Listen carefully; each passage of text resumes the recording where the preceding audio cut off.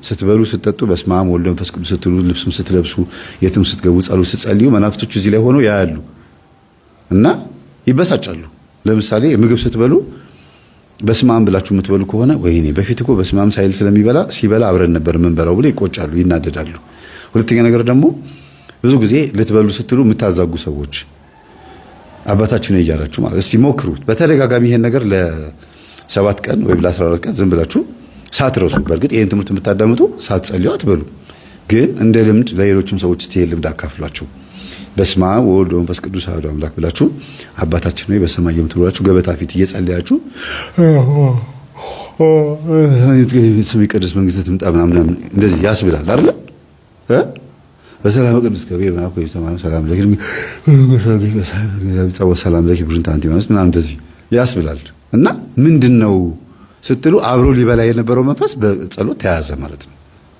ስትጸልዩ አብሮ አይበላም ማለት ነው። ወይኔ ይላል ይነሳል ከእናንተ ላይ አብሮ ሊበላ አይችልም። ምግቡም ይስማማችኋል፣ ጨጓራ በሽታም አይሆንም።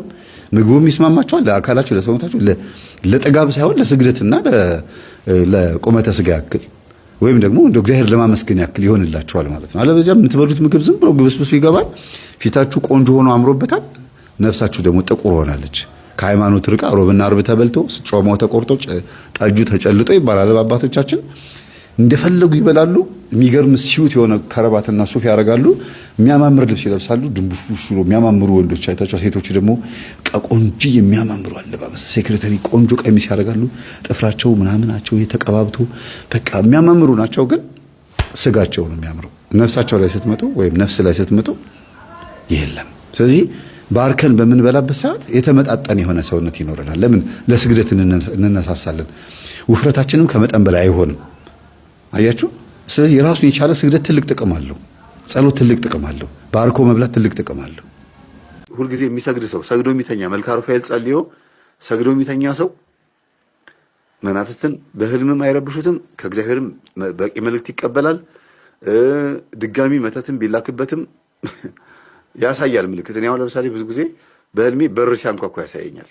በሩን ልከፍት ብዬ ማነህ ስለው ጸጥ ካለ አይ አትገባትም በህልሜ ነው እንግዲህ የሚታየኝ እና ሊገባ የሚፈልግ መንፈስ አለ ማለት ነው ብዬ ተረጉመዋለሁ። በር በመሰረቱ ልብ ነው፣ ቤት ልብ ነው እና መንፈስ በቤት የሚመስለው ወይም ደግሞ እግዚአብሔርን በቤት መስሎ የሚያሳየን የልባችንን ሐሳብ ነው ማለት ነው። እና ንስሐ መግባት ማታ ማታ መልክአ ሩፋኤል ጸልዮ መስገድ በጣም ትልቅ ነገር ነው። መልክአ ሩፋኤል ብዬ የለቀኩላችሁ እንትን ጸሎት አለ። በጣም ረጋ ብዬ በጣም ብዙ ሺህ ሰው ነው ያየው። መልክአ ሩፋኤል ብላችሁ ብትጽፉ ታገኙታላችሁ።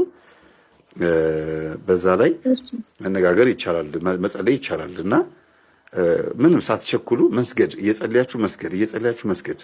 እግዚአብሔር የሚያግዛችሁ እውነተኛ ሰጋጅ፣ እውነተኛ ፐርፌክት የሆነ ጸሎት መንፈሳዊ ሰው ስትሆኑ ነው። ትክክለኛ በቃ የገባው ጎበዝ ክርስቲያን፣ ጎበዝ አስቀዳሽ ማለት ነው። ቅዱስ ቁርባን የሚቀበል በሰዓቱ የሚያስቀድስ ቅዳሴ የማይቀር ማህሌት የማይቀር ወይም ደግሞ አሃዱ ሳይባል የሚደርስ እንደማለት ነውና በህይወታችሁ ትጉ ስትሆኑ እግዚአብሔርም ደግሞ ያግዛችኋል ማለት ነው። መልክአ ሩፋኤል ይሄ ነው። እሺ ቤተሰቦች መልክአ ሩፋኤል ብላችሁ ስትገቡ ወደ 238,000 ሰው አይቶታል ይሄን ጸሎቴን። 4 ዓመት ሆኖታል። 4 years ago ነው የሚለው። ብዙ ሰዎች ተጠቅመውበታል ብዬ አስባለሁ። 238,000 ሰው ማለት በየጊዜው በየቀኑ ስታዳምጡት በዛ ልክ ደግሞ ረጋ ብዬ ነው ያልኩት። እየሰገዳችሁ ሲሆን ይሄንን 17 ደቂቃ ነው የሚፈጀው። ይሄንን ጸሎት እየሰገዳችሁ ስትሉት እንትን ይልላችኋል። በአፋችሁ ስለሆነ የምትሉት በአንድ ድንጋይ ሁለት ወፍ ነው። አፋችሁም እየጸለየ ነው፣ ጉልበታችሁም እየሰገደ ነው። እናንተ ላይ መቋቋም ያቅተዋል። ማታ ማታ አይምሯችሁ ሁሉ ለጋችሁ እንዲስተካከል የምትፈልጉ ከሆነ መልክአ ኡራኤልና መልክአ ሩፋኤል በጣም ወሳኝ ነው። በተለይ መልክአ ሩፋኤል የአባቶቻችን ያስተማሩን ነው። ጠዋት ደግሞ ሳይጸልዩ አለመውጣት፣ ሳይሰግዱ አለመውጣት ቢያንስ እንኳን 21 12ም እንደው ጎበዝ ከሆነ 41 እና 64ም ከዛም በላይ የሚቻል ከሆነ ሰግዶ መውጣት ቀኑ ብሩህ ነው የሚሆንላችሁ። በጠዋት የመነሳት ልምድ ያለው ሰው ሁልጊዜ አይምሮ በጣም ንጹህ ነው፣ በጣም ነቃ ያለ ሰው ነው። አርፍዶ መነሳት በጣም ከባድ ነው። ታውቃላችሁ አይደለ? በጣም ይጫጫናል። ቀኑ ደብሯችሁ ነው የምትሉት እና ሁልጊዜ ጧት እንድንጸልይ አባቶቻችን እንድንነሳ የሚያደርጉት እኮ በስጋም በነፍስም ብሩህ እንድንሆን ነው። ራሳችሁን ስታዳምጡት፣ ራሳችሁን ስትሰሙት የሚመጣው ጻጻት ከሆነ እግዚአብሔር መንፈስ ቅዱስ በልባችሁ ውስጥ ገብቶ ጥፋታችሁ እንድታምኑ በህሊና በኩል እየወጋችሁ ነው ወይም ደግሞ እየመከራችሁ ነው ማለት ነው። ወደ ውስጥ ራሳችሁን ስታዳምጡት ቲቪት የሚሰማችሁ ከሆነ ዲያብሎስ አለ ማለት ነው። ሰው ይቅርታ አድርግልኝ እያለ ወይም ይቅርታ አድርግልኝ እያለችሽ ወይም እያለችህ ብቻ የሆኑ ሰዎች ይቅርታ አድርግልኝ እየተባልክ አንተ ልብህ ድንጋይ ከሆነ ግትር ካለ አንተ ውስጥ ያለው መንፈስ ቅዱስ አይደለም፣ ዲያብሎስ ነው። በቃ ድንድን ካልክ ልብህን ካሳበጥክ ማለት ነው። ሌላው ንስሐ መግባት እየፈለክ መስገድ፣ መጾም፣ መጸለይ እየፈለክ ግን ማድረግ ካቃተህ የእግዚአብሔር መንፈስ አይደለም። ይሄን እኮ መረዳት ያስፈልጋል። በቃ ውስጥህን ስታዳምጠው ጀጅ ማድረግ መገመት ያስፈልጋል። ወደሆነ ነገር ዲፔንድ ማዘንበል ያስፈልጋል። ኢንፍሉዌንሱ ወይም ተጽዕኖ ክፉ ከሆነ ክፉ መንፈስ ነው፣ ደግ ከሆነ ደግ መንፈስ ነው ማለት ነው። ለምሳሌ ሄጄ ላስቀድስ ነገ ጠዋት ተነስቼ ማስቀደስ አለብኝ ብለህ አላርም ሞልተሃል ወይም ሞልተሻል። ጠዋት ስትነሳ በጣም ዱካክ የሚለቅብህ ጭብም ብለህ ስልኩን ዝግት አድርገህ ዝም ብለህ የምተኛ ከሆነ የእግዚአብሔር መንፈስ አይደለም። በዚህ መረዳት ያስፈልጋል። ነው እንደ አጅሬው ልታስተኛኝ ብሎ ብድግ ብሎ ፊትን ትጥብጥብ አድርጎ ፀጉርን ብስብስ አድርጎ ቶሎ ብሎ ንቅጥቅጥ ብሎ ነጠላ ለብሶ ጥርግ ብሎ ሄዶ ቅዳሴ ለመገኘት በቅጽበት በ10 ደቂቃ ውስጥ ቤተ መቅደስ ተገኝቶ ማስቀደስ። ከዛ በኋላ ሰይጣን ወገቡን መስበር አስቀድሶ መምጣት። በነገራችን ላይ ቅዳሴ በጣም ትልቅ ጥቅም አለው። እሺ ግዕዙን ሰማችሁትም አልሰማችሁትም በጣም ትልቅ ጥቅም አለው። የዛር መንፈስ ወገቡን የሚመታው በቅዳሴ ነው። ረጅም ሰዓት ስትቆሙ ልፍስፍስ የምትሉት የምታዛጉት የምትንጠራሩት ድክም የሚላችሁ ስጋም መንፈስም ሁለቱም ደካሞች ስለሆኑ ነው። እርኩሳን መናፍስት በራሳቸው መቆም አይችሉም። በእኛ ውስጥ ሆኖ ነው የሚቆሙት አይደለም። እኛ ውስጥ ሆኖ ግብር ያስገብራሉ፣ ግብራቸውንም ያገኛሉ። ግን አብሮ የተወለደው መንፈስ የኔ ነው ብሎ ስለሚያስብ ይሄ ስንክሳር ላይ ተጽፏል። አንድ ካህን ሊቀድስ ወደ ቤተ መቅደስ ሲገባ እላዩ ላይ ያሉት መናፍስቶች እንደ ንብ የሰፈሩበት መናፍስቶች በር ላይ ይጠብቁታል ይላል። አቅርቤዋለሁ የነፍስ ማዕድ ላይ። ከዛ ቀድሶም ጸልዮም ብሎ ሲወጣ ደግሞ እነዛው መናፍስቶች እንደ ንብ ይሰፍሩበትና አብረውት ደግሞ ይሄዳሉ ብሎ ተጽፏል። ይሄ ማር ይስሐቅ አረጋዊ መንፈሳዊ ፊልክስዩስ ላይ በሰፊው አብራርቶታል። እንዲሁም እና ልናስቀድስ በምንሄድበት ሰዓት መናፍስት አብረውን ቢመጡም እንኳን አብረውን ሊቆሙ ቢሞክሩም እንኳን በተደጋጋሚ በማስቀደስ በማዛጋት በማንጠራራት በመሰልቸት ሊወጡ ይችላሉ። በትነት መልክ ሊወጡ ይችላሉ መናፍስት። ስለዚህ አባቶች ረጅም ሰዓት ቆመን እንድናስቀድስ ያደረጉት እግዚአብሔር የማይሰማ ሩቅ አገር ሆኖ በጣም ብዙ ጮኸን የሚሰማ ሆኖ አይደለም። ስጋን ለመግራት በተደጋጋሚ ተናግሬያለሁ። መናፍስትን ወገብ ለመምታት ለማሰር፣ እንደገናም ደግሞ ትዕግስትን ለማስተማር፣ ጽናትን ለማስተማር እንደገና ይበለኝ ብዙ ወደ ዓለም ዞሬ ነበረ። ዓለም ላይ ተንከራትቼ ብዙ ቦታ ሄጄ ነበር። 2 ሰዓት ቅዳሴ ምን አለበት? ሰው 2 ሰዓት ቆሞ ኳስ ያያል አይደለም እንዴ? ለእግዚአብሔር ቆሜ እንደ መላእክት ጸልይ፣ መላእክቶች ቆመው ቅዱስ ቅዱስ እንደሚሉት እኔስ ብል ምን ችግር አለው? ስጋዬን ለነፍሴ ማስገዛት ግዴታዬ ነው ብሎ ማለትን እንድንማር ነው ቅዳሴው ረዘም እንዲል የተፈለገው። ይሄንን ማስተማር በሳምንት 1 ቀን 2 ሰዓት ቅዳሴ መቆም በጣም እኮ ትንሽ እኮ ነው ቤተሰቦች፣ በጣም ትንሽ እኮ ነው። ይሄ በሳምንት አንድ ቀን ለ2 ሰዓት ያክል መቆም አቅቶን ከሆነ ጠዋት ተነስተን ኳስ ሜዳ ሄዶ ኳስ የሚጫወቱ ጎረምሶች ጋር ለመሄድ የምንፈልግ ጠዋት ተነስቶ ቡና ለመጠጣትም ሆነ ለመዝናናት የሆነ ቦታ ላይ ካፌ ቁጭ ብሎ ጋዜጣ ለማንበብ መጽሔት ለማንበብ ፖለቲካ ዜና ለማየት ምናምን ወደዛ የሚገፋፋን ከሆነ እኛ ውስጥ የእግዚአብሔር መንፈስ እየሰራ አይደለም። በቃ አጅሬው በደንብ አድርጎ እግሩን ዘርግቶ ፍልስፍናውን እያነበበብን ነው ማለት ነው። ስለዚህ ራሳችንን ስናየው ራሳችንን ወደ ውስጥ በመንፈስ ቅዱስ መነጽር፣ በወንጌል በመጽሐፍ ቅዱስ ወይም ደግሞ በእግዚአብሔር ቃል መነጽርነት ራሳችንን ስናየው ብዙ የምንተማመንበት ማንነት የለንም። በቃ እግዚአብሔርን ተደግፈን ነው መኖር የምንችለው፣ በራሳችን የምንቆም አይደለም። ለዚህ ነው ቅዱስ ጳውሎስ ማንም የቆመ ቢመስለው እንዳይወድቅ ይጠንቀቅ ያለው። ማንም ራሱን ማመን የለበትም። ለዚህ ነው የሚወድ የሚኖር ራሱን ይካድ፣ መስቀሉን ተሸክሞ። መስቀሌን አላለም፣ መስቀሉን። የየራሳችን መከራ መስቀል አለን። ለክርስቶስ የምንገልጽበት የፍቅር መስቀል አለን። ራሳችን መስቀሉን ተሸክሞ ይከተለኝ ነው የሚለው። ስለዚህ ክርስቶስን መከተል የምንፈልግ ማተብ አስረን ከሆነ መዳን የምንፈልግ ከሆነ ሰይጣን እንዲወጣልን አይደለም መጸለይ ያለብን። ቆመን የምናስቀድሰው ሰይጣን እንዲሄድልን አይደለም። አምልኮ መፈጸም አለ። ትክክለኛ ለእግዚአብሔር የሚሰጥ አምልኮ አለ። ልብን መስጠት፣ ማንነትን መስጠት። አንተ በእኔ ላይ ስራብኝ፣ ሁሉ ነገሬን ተገልገልበት፣ በቃ እኔ አንተ ነኝ እንደፈለግክ አድርገኝ ብሎ ራስን መስጠት፣ ማምለክ። ልክ እንደ መላእክቶች ማምለክ። ቅዱስ ቅዱስ ቅዱስ እግዚአብሔር አንተ ፈጥረኸኛልና ለገነትና ለመንግሥተ ሰማያት ያዘጋጀኸኝ ለሲኦል አልተዘጋጀሁም ብሎ ራስን ለዛ ነገር ማጨት። ከዛ በኋላ ሌላው ነገር ሁሉ ሲሄድ ታዩታላችሁ። ለዚህ ነው መዝሙር 90 ላይ በአጠገብህ ሺህ በቀኝህም 10 ሺህ ሲወድቁ ታያለህ ይላል። ዝም ብለህ ታያለህ ነው የሚለው አይደል? ላንብብላችሁ መዝሙር 90 እሱን አንብቤ ትምህርቱን ልጨርሰው። አጠገቤ ያጋጠሚ መጽሐፍ ቅዱስ የለም፣ ይቅርታ አድርጉልኝ። እሺ በሞባይሉ ከሆነ መዝሙር 91 ነው የሚያደርገው። አንዳንድ ማስታወቂያ ምናምን እንደዚህ የምትሰሩ ባነር ምናምን የምትሰሩ ሰዎች መዝሙር 90 አደረግን ብላችሁ ምዕራፉን ሳይሆን መዝሙር 91 ነው የሚለው እና የሞባይሉን አትጠቀሙ። ብዙ ጊዜ እንዲህ ይላል፣ የዳዊት የምስጋና መዝሙር መዝሙር 90 በልዑል መጠጊያ የሚኖር ሁሉም በሚችል አምላክ ጥላ ውስጥ ያድራል። እግዚአብሔርን አንተ መታመኛዬ ነህ እለዋለሁ። አምላኬና መሸሸጊያዬ ነው፣ በእርሱም እታመናለሁ። እርሱም ከአዳኝ ወጥመድ ከሚያስደነግጥ ነገርም ያድንሃልና በላባዎቹም ይጋርድሃል፣ በክንፎቹም በታች ትተማመናለህ። እውነት እንደ ጋሻ ይከብብሃል፣ ከሌሊት ግርማ፣ በቀን ከሚበር ፍላጻ፣ በጨለማ ከሚሄድ ክፉ ነገር፣ ከአደጋና ከቀትር ጋኔን አትፈራም። በአጠገብህም 1000 በቀኝህም 10,000 ይወድቃሉ፣ ወደ አንተ ግን አይቀርቡም። በዓይኖች ብቻ ትመለከታለህ፣ የኃጥአንን ብድራት ታያለህ። አቤቱ አንተ ተስፋዬ ነህና ልዑልን መጠጊያ አደረግህ። ክፉ ነገር ወደ አንተ አይቀርብም፣ መቅሰፍትም ወደ ቤትህ አይገባም። በመንገዱ ሁሉ ይጠብቁህ ዘንድ መላእክትን ስላንተ ያዛቸዋልና እግርህም በድንጋይ እንዳትሰነካከል በእጆቻቸው ያነሱሃል። በተኩላውና በእባቡ ላይ ትጫማለህ፣ አንበሳውንና ዘንዶውን ትረግጣለህ። በእኔ ተማምኗልና አስጥለዋለሁ፣ ስሜንም አውቋልና እጋርደዋለሁ። ይጠራኛል እመልስለትም አለሁ።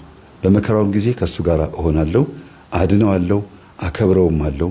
ረጅም ዕድሜ አጠግበዋለሁ፣ ማዳኔንም አሳየዋለሁ ይላል። ደስ አይልም? በቃ ይህንን በየቀኑ ጸልያችሁ ስተኙ ስትነሱ። መዝሙረ ዳዊት እኮ ነፍስን እኮ የሚያረካት። መዝሙረ ዳዊት የሚጸልይ ሰው በሕይወት ዘመኑ ሰዎችን ሳይረዳ ሰዎችን ሳያግዝ አይኖርም። ከራሱ አልፎ ለቤተሰቡ የሚተርፍ በብርሃን የተሞላ ሰው ነው የሚሆነው መዝሙረ ዳዊትን የሚጸልይ ሰው። ስለ መዝሙረ ዳዊት ያላቸው አመለካከት መለወጥ አለበት። በጣም በጣም የሚገርም ጸሎት ነው። የምድራችን የረጅም ዓመት ጸሎት።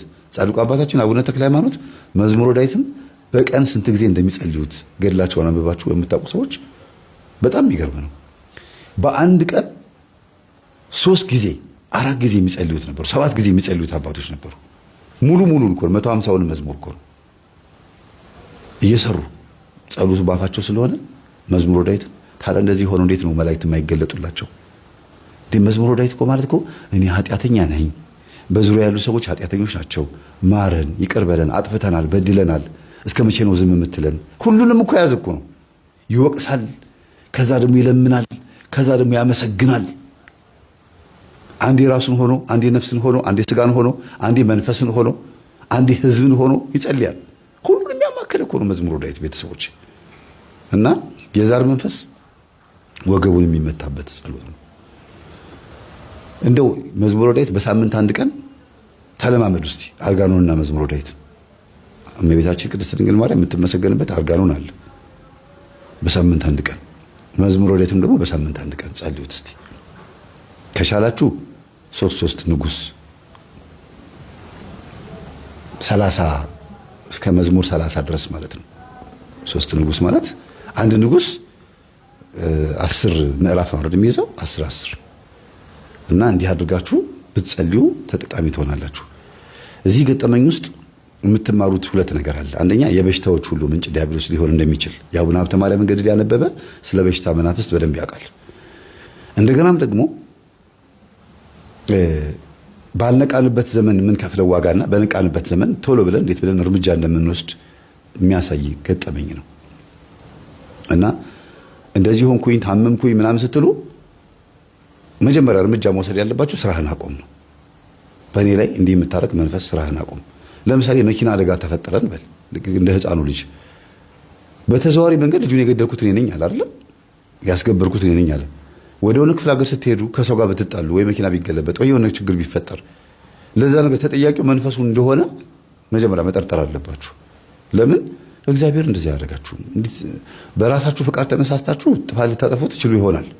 ሰይጣን በሌለበት ቦታ የሰው ነፃ ፈቃዱ በራሱ ሌላ ጥፋት ነውና፣ ግን ደግሞ ሁልጊዜ እንደሚያገሳ አንበሳ በዙሪያችሁ የሚውጣውን ፈልጎ ይሽከረከራል የሚለው ደግሞ ጥቅስ መርሳት የለባችሁ። ዲያብሎስ የሚውጣውን ፈልጎ ሁልጊዜ ነው የሚለው፣ ዘወትር የሚውጣውን ፈልጎ እንደሚያገሳ አንበሳ በዙሪያችሁ ይዞራል ይሽከረከራል ነው የሚለው። ሁልጊዜ ነው የሚከታተለው፣ ከውስጥም ይሁን ከውጪ ይከታተላል። ስለዚህ ዘወትር መጸለዩ ይጠቅማል። እናንተ ላይ ሆኖ በሽታ ባይፈጥር በሽታ ሊሆን የሚችል አደጋ ሊያመጣ ይችላል። እግር ሊያሰብር ይችላል። መጥቶ የሚላተማችሁ እናንተ ባትላተሙ ሄዳችሁ የሚላተማችሁ አይጠፋም። የሚጣላችሁ ጸበኛ የሚሆናችሁ ሰው አይጠፋም። እና ሁሉ ነገር መመለስ ያለባችሁ በመንፈሳዊ መንገድ ነው። ይቅርታ አጥፍቻለሁ፣ እግዚአብሔር ልቦና ይስጠን። ሁላችንም ከሆነ ነገር ሽሽት መጋፈጥ አያስፈልግም። እንደዚህ መፋለም ምናምን አያስፈልግም። ከምን እንደመጣ መረዳት። ኢየሱስ ክርስቶስ ይላል ማቴዎስ ወንጌል ላይ በሰው ልብ ውስጥ ያለውን ያውቅ ነበርና አይተማመናቸውም ነበር አይደል የሚለው። ለዚህ ነው ዛር መንፈስ የሌለበት የለም እንለው። እንግዲህ አስቡት፣ መጽሐፍ ቅዱስ የሚናገረው በሰው ልብ ውስጥ ያለውን ያውቅ ነበርና አይተማመናቸውም ነበር። ማን እንደሚያዋራቸው ያውቃል። አይደለም አይሁዳውያን ጌታን የሚፋለሙት እና የሚከራከሩት የሚገዳደሩት ቀርቶ የራሱ ደቀ መዝሙር ሐዋርያው ቅዱስ ጴጥሮስ እንኳን ጌታዊ አትሙትብን፣ ጌታዊ አትሰቀልብን እያለ ከኋላ ሲከተለው ሂድ አንተ ሰይጣን ብሎ ጴጥሮስ ውስጥ ያለውን ሰይጣን ነው የገሰጸው። አብሮት እያለ እንኳን ቅዱስ ጴጥሮስ ከጌታ ጋር እያለ እንኳን ጴጥሮስ ውስጥ ያለው መንፈስ ያወራ ነበር። አትሙትብን፣ አትሰቀልብን ይላል። ለምን? ጌታ በመሞቱ በመሰቀሉ ከሙታን መካከል በመነሳቱ የምናገኘው ጥቅም ስላለ ሰይጣን ይህን ስለተረዳ በጴጥሮስ ላይ ሆኖ አትሙትብን ይላል። ሂድ አንተ ሰይጣን የሰውን እንጂ የእግዚአብሔርን አታስብምና አለው ይላል። ያወራው ጴጥሮስ ነው። ለምን ሂድ አንተ ሰይጣን አለው ሲባል ከጌታ ጋር እንኳን ሆኖ አብሮ ሆኖ እንኳን ጴጥሮስ በሰይጣን አንደበት ያወራበት ጊዜ ነበር። ስንፍና የተገኘበት ጊዜ ነበር። ይሁዳን ተመልከቱት። ልክ ቅዱስ ቁርባኑን ሲቀበል ይላል ሰይጣን ገባበት ይላል። ቅዱስ ቁርባን ስንቀበል ሰይጣን ይገባል እንዴ? አይገባም። ግን እንዴት እንደዛ ተብሎ ተጻፈ? ሳይገባውና ሳይገባው በድፍረት ስለተቀበለ በምሴተ ሐሙስ ጌታን ለመሸጥ እዛ ተደራድሮ ይሁዳ እዚህ ጋር መጥቶ ደግሞ ሲያቆርባቸው ሐዋርያትን ስለ እናንተ የሚቆረሰው ስጋዬ ነው፣ ስለ እናንተ የሚፈሰው ደሜ ነው፣ እንኩ ብሉ ጠጡ ብሎ ሲሰጣቸው በድፍረት ተቀብሎ በላ። ያን ጊዜ ሐዋርያት ላይ ገባ አይልም፣ ጴጥሮስ ላይ እንኳን ገባ አላለም። ያኔ በሰይጣን አንደበት የተናገረው ጴጥሮስ እንኳን ያን ጊዜ ገባበት አልተባለም። ማንም ላይ ገባ አልተባለም። ይሁዳ ላይ ግን ሰይጣን ያን ጊዜ ገባበት፣ ተነስቶም ወጣ ነው የሚለው። ሰይጣን በምን ሰዓት እንዴት ብሎ እንደሚገባ ያውቃል፣ ማን ላይ እንደሚገባ ያውቃል። ስለዚህ ትህትና ሰይጣን እንደኛ ላይ እንዳይገባ ያደርገዋል። ድፍረት ደግሞ ይሄ መንፈሳዊ ቦታዎች ላይ መዳፈር ደግሞ ሰይጣን እንዲገባ ያደርገዋል እኛ ውስጥ። ለዚህ ነው ቤተ መቅደስ ውስጥ የሚያገለግሉ አገልጋዮች ሲዳፈሩት ሰይጣን ገብቶባቸው መከራ ውስጥ የሚገቡት፣ መከራቸውን የሚያዩት። ከምዕመናን እኩል ፋርማሲ ተሰልፈው መስቀል ይዘው ኪኒን የሚወጡ አባቶች የበዙት እኮ በዚህ ምክንያት ነው፣ ስለሚዳፈሩት ነው። አስቡት፣ የይሁዳን አስቡት። ይሁዳ ምንድን ነው ያደረገው? ከጌታ ጋር ተቀምጦ ከሐዋርያት ጋር ተቀምጦ በድፍረት ስጋው ደግሞ ሲቀበል ሰይጣን ገባበት ነው የሚለው። እንዴት ያ ስጋው ደግሞ አላቃጠለውም ሲባል ህይወትነቱ ተነስቷል። የስጋው ደግሞ የዛ የህብስቱ ህይወትነቱ ተነስቶ ለሌሎች ላለው ተጨምሮለታል። ከይሁዳ ደግሞ ተወሰደበት ማለት ነው። እና ድፍረት አንዳንድ ጊዜ ጸጋን ያስነጥቃል። ትህትና ያስፈልጋል። መዳፈር ሽበትን እንኳን ማክበር ያስፈልጋል።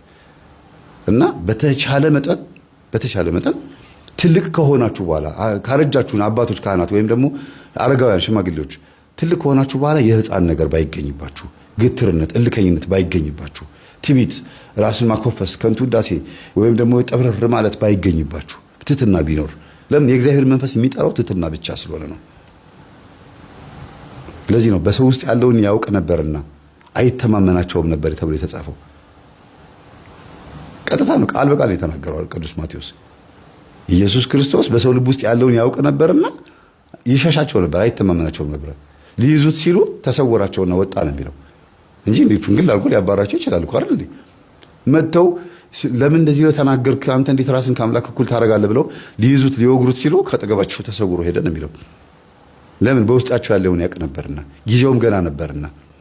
ስለዚህ በሰው ልብ ውስጥ ያለው ከባድ ስለሆነ ጸበኛ ሆኖ የሆነ ሰው ሲመጣባቸው የሆነ ሴት ወይም ሚስትህን እንደ ነበልባል ስትሆንብህ ወይም ባልሽ አደገኛ ሲሆንብሽ ወይም ደግሞ ከባድ የሆነ ጸብ ሲመጣ የሆነ ሰበር ማለት ያስፈልጋል። ይቅርታ አጥፍቼ ከሆነ ይቅርታ፣ በቃ ነገሩን ትውት እናድርገው እንጂ ወገብ ታጥቆ ደስ ዋሳ ሰራልሻለሁ ምናምን ስትሉ በቃ ከባድ ነው የሚሆነው። ያ ቦታ ላይ አጅሬው በደንብ ነው የሚጨፍረው። ሽሽትም ሽሹን ያለው ክርስቶስ። ይቺ ሽሹ የምትለው ቃላት እንዴት ደስ እንደምትለኝ።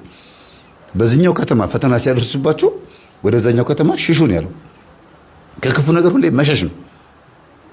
ስብርማ አባቶች ናቸው። እስቲ መነኮሳት አንዳንዶቹ እንደው መናንያን አባቶች ከከተማ በጉዞ መልክ በንግስ ጊዜ ህዝብ ሲመጣባቸው ድብቅ ይላሉ፣ ይሸሻሉ፣ ይገባሉ። አባት እንደዚህ መባሉ አባት ነበሩ ሲባል አይ እነሱ እኮ በዚህ ሰዓት አይገኙም። መሸሽ ነው። ምን አብሮ ከሰው ጋር አብሮ የሚመጣውን ነገር ያውቁታል።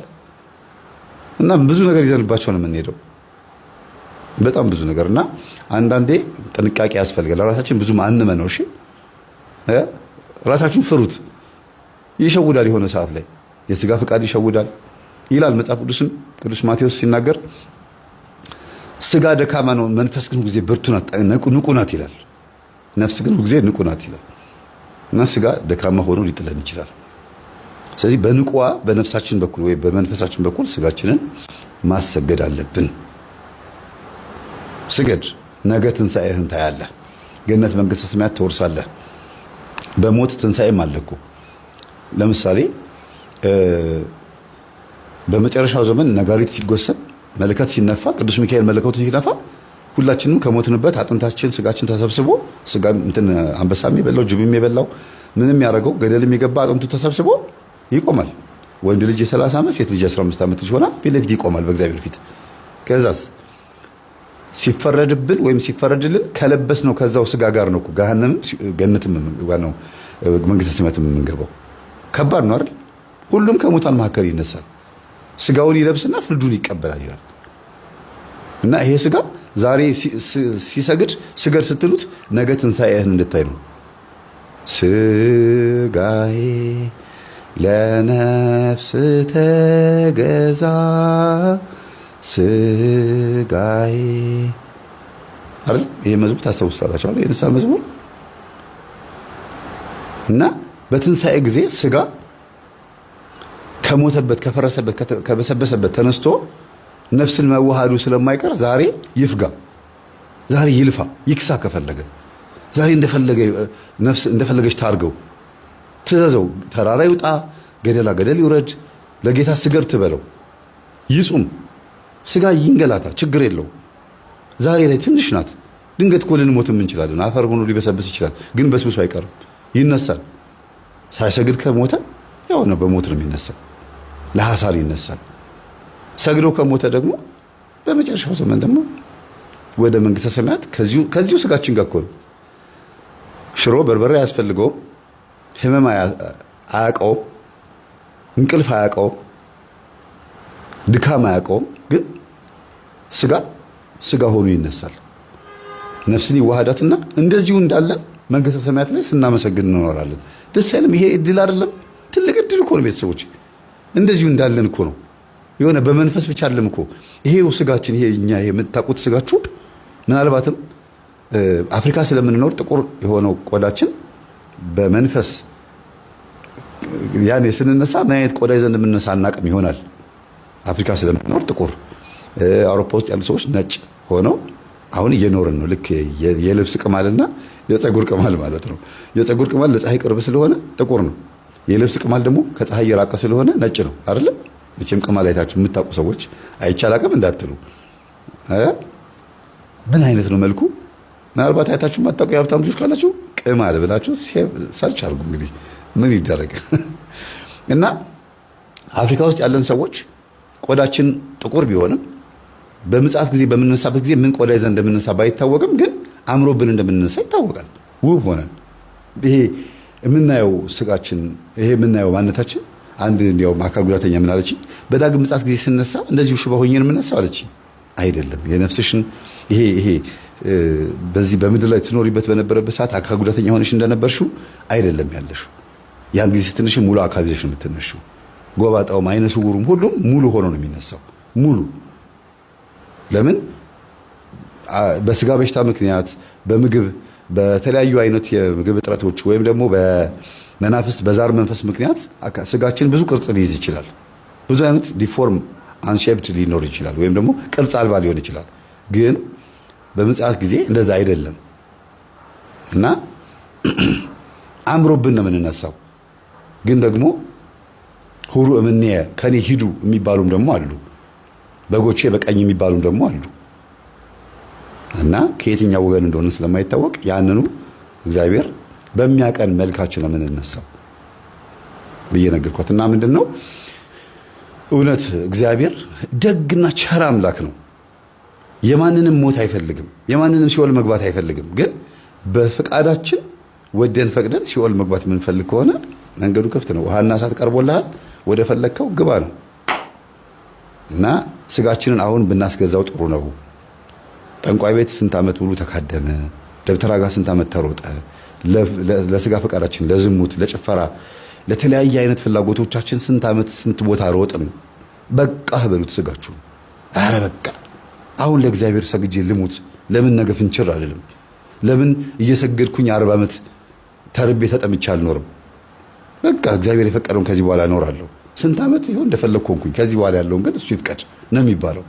በስተርጅና አርጅተው ኩል የሚኳሉ ቅንድባቸው የሚቀነደቡ አርጅተውም ሜካፕ የሚቀቡ ሊፕስቲክ ተቀብተው ዊግ አድርገው በጣም ሽማግሌ ሆኑ 30 ማነው 60 ዓመት 70 ዓመት ሆነው ሴቶችም ወንዶችም ሴቶች ላይ ብሳል እንደው በቃ ታይት አድርገው ምናምን በየመንገዱ ሲሄዱ ሳይ አፍራለሁ። አንዳንድ ጊዜ እንደው በቃኝ የሚሉበት ጊዜ የለም እንዴ? አሁን በዚህ እድሜ ምን ሊያመጡ ነው ይሄን ታይት የሚለብሱት እላለሁ። በጣም የሚያሳዝኑ ነጮች አንድ ጊዜ ለይቶላቸዋል። አሕዛብ ናቸው። ሃይማኖት ያለን እኛ እናቶች በስተርጅና እንደዛ የምትኳኳሉት ምን ለማምጣት ነው?